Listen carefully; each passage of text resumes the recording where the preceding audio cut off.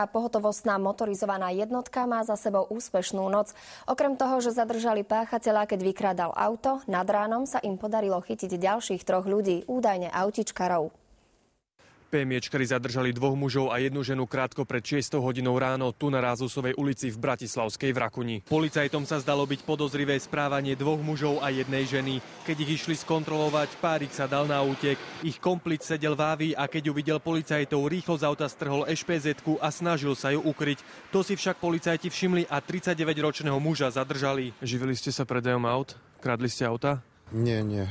Nekradol, nie. Čo to robím? Ja som išiel teraz s autom, s frajerkou. Že vy ste nikdy nekradli auta? Nie. No a podľa našich informácií sa ich stanovisko o pár hodín zmenilo a ku všetkému sa priznali. Policajti takisto zistili, že takáto ešpezetka so žilinskou značkou neexistuje a ide pritom o bratislavskú.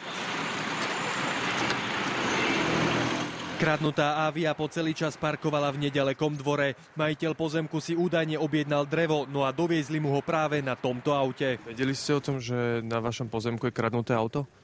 Nevedel a nemienim sa k tomu vyjadrovať. Pátranie po Avii vyhlásili v piatok 17. októbra dunajsko-stredskí policajti, ktorí si preto prípad prevzali na ďalšie vyšetrovanie.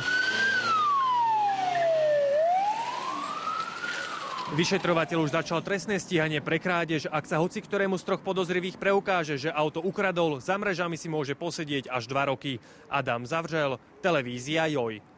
Príchod britskej